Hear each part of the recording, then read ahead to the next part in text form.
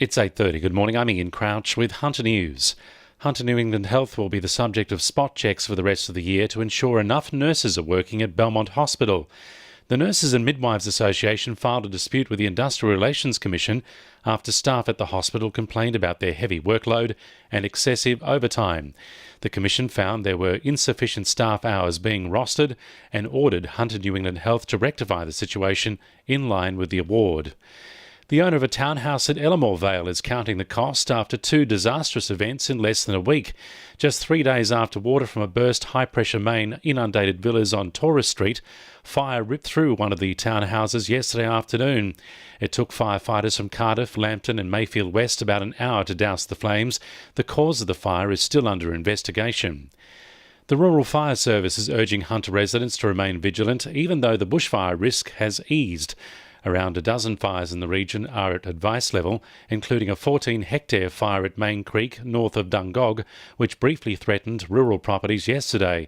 Greg Allen from the RFS says we still need to keep a lookout and report any unattended fires. It really is important that if you see a fire that's not attended, to call 000. The sooner that our crews can find out about these fires and attend, the better we can make sure that these fires don't get out of control. Meanwhile, it's believed a stolen car set alight is responsible for a bushfire near the airport at Marks Point. Crews were called to Nauru Street at about 3 this morning, taking 2 hours to extinguish the blaze, which burnt through a hectare of bush. Tonight is the first meeting of the new-look Newcastle Council since the local government elections, with Labor holding a majority amongst its councillors and the Lord Mayor. First on the agenda is the election of the Deputy Lord Mayor, which could be Labor councillor Declan Clausen. He says the first council meeting is really just the formalities of getting the new council up and going. Being our first council meeting of the new council is really introducing the new councillors to the chamber and getting people to understand the roles as councillors. The exciting part of the meeting will be that the Lord Mayor and all the councillors are sworn in, and that's quite a prestigious, formal occasion. The Lake Macquarie and Newcastle PCYCs will be getting a visit from New South Wales Police Force Assistant Commissioner Joe Casa to discuss youth engagement and positive relationships between local police and youth. The visits come as part of a 3-day trip to 9 PCYCs in the North Coast and Central Hunter regions, during which Joe Casa will be consulting with local police on their engagement and outreach efforts.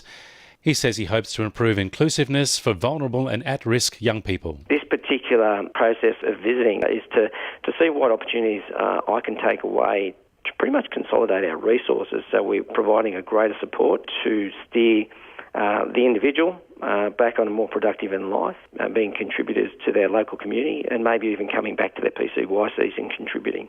Sport for our sponsor PRD Nationwide East Maitland. Newcastle Jets coach Ernie Merrick could have a tough decision to make as goalkeepers Jack Duncan and Glenn Moss battle for the starting gig. Duncan started all but 2 games last season in what was a breakout campaign for the 24-year-old and says he'll continue to push himself further this year. Former Newcastle Knights under-20s coach Garth Brennan says he won't make the same mistake in the NRL State Championship this week after his side went down 32-28 in 2014. Penrith qualified for the Interstate Challenge after their 20-12 victory over minor premiers Wyong and will face off against Papua New Guinea on Sunday. Brennan is hoping to steer Penrith to their 4th lower grade title since joining the club in 2011. And Hunter golfer Dylan Perry has missed the cut at the Asia Pacific Diamond Cup in Japan after scoring 75 and 72 for a 5-over total. And the winning numbers in Monday Lotto are 33, 45, 10, 18, 8 and 39, and the supplementaries are 31 and 1. 2NURFM News Time, 26 to 9.